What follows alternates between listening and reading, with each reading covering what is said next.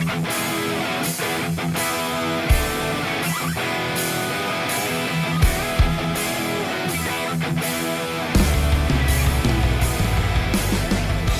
времени суток! Сегодня мы поговорим о игре Counter-Strike Global Offensive, а именно о ее новом интерфейсе под названием Panorama. Во-первых, возникает вопрос, как ее включить. Показываю.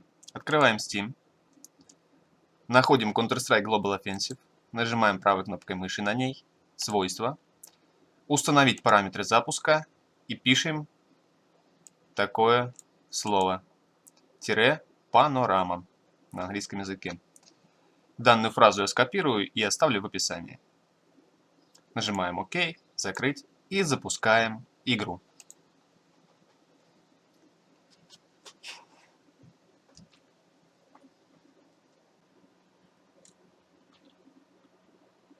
Мы видим новую заставку при загрузке игры, а это означает, что наша панорама включена. Сразу навскидку можно сказать, что интерфейс переделан кардинально, так как он полностью отличается от старого. Сейчас мы его немножко рассмотрим. Запустив игру, мы попадаем в главное меню нового интерфейса под названием Panorama. Во-первых, стоит сказать, что он все еще является бета-версией и официально не внедрен в игру. Но все же уже доступен соревновательный режим с этим интерфейсом и все остальные режимы. Стоит сказать, что главное меню кардинально отличается от старого интерфейса. Поэтому все модули изменены, поменены местами. Есть новые модули, такие как анимация. Ну что ж, сперва скажем о панели друзей и о панели игрока, которые находились слева. Теперь они находятся справа и имеют динамический вид.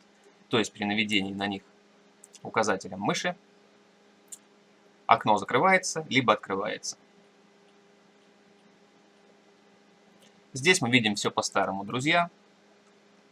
Панель игрока, в отличие от старого интерфейса, имеет два звания. Одно звание соревновательного режима, другое звание режима напарники.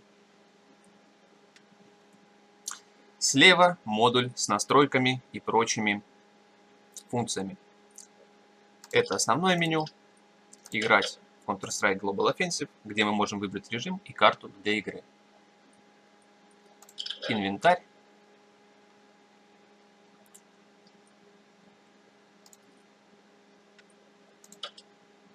Просмотр ваших матчей и турниров и настройки. Настройки все остались те же, за исключением навигации по ним.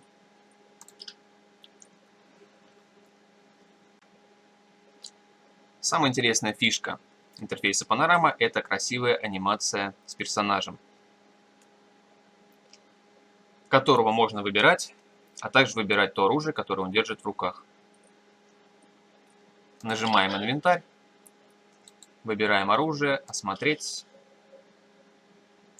модель игрока, выбираем персонажа, которого хотим видеть в главном меню, и нажимаем использовать фракцию оружия в главном меню.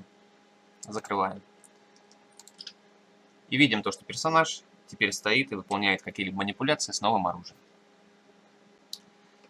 Что касается лобби, теперь его создавать не нужно. Оно уже автоматически создано. Вы просто приглашаете друзей в него.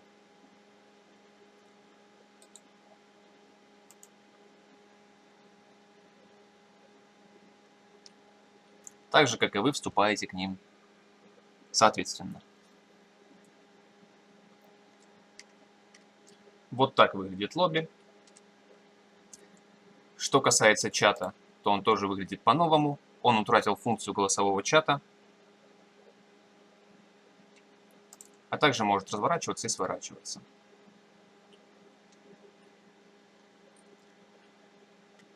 Что, кстати, сделали очень удобно и чего очень не хватало. Теперь не нужно выходить из лобби, чтобы изменить какую-либо настройку. Раньше нужно было обязательно покинуть лобби, чтобы изменить настройку. К примеру, убавить звук или поменять какие-либо клавиши, либо еще что-либо выполнить.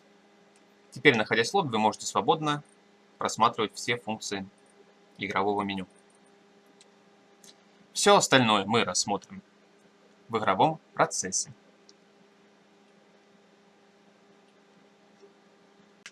Итак, когда вы собрали лобби бомжей во главе с вами, террорист поугрожал вам ножом вашим же, нажимаем «Играть в CSGO», выбираем карту, режим, ставим Prime и нажимаем «Начать». Пошел поиск игры.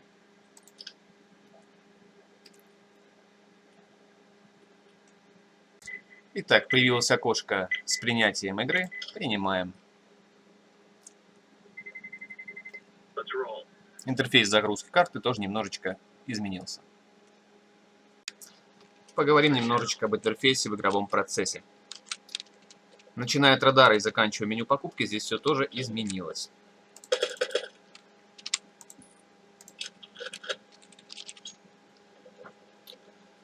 Например, выберем меню покупки и видим, что оно стало другое.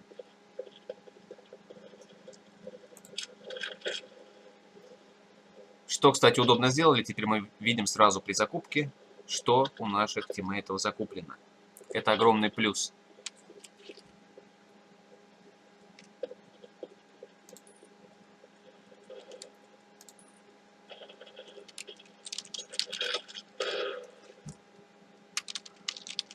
Есть еще один плюс. Открываем меню. Здесь, оказывается, есть панель друзей. Раньше ее не было. Во время игрового процесса мы с легкостью можем поменять оружие. Например, стандартную М-ку заменить на М-ку 1С.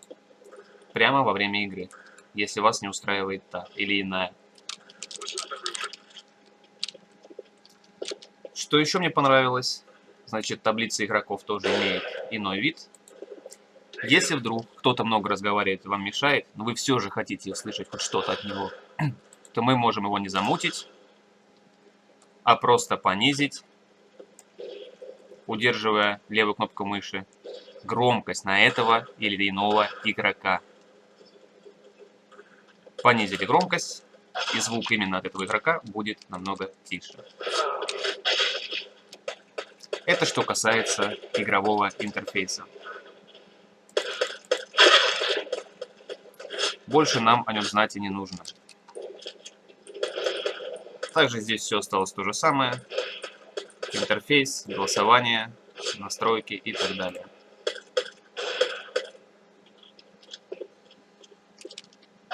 Ну и в заключение хочется сказать, что данный интерфейс очень приятно выглядит, очень удобный и в принципе имеет свой шанс на жизнь. Если вам понравился данный обзор, ставьте лайки. Спасибо всем за внимание. Всего доброго.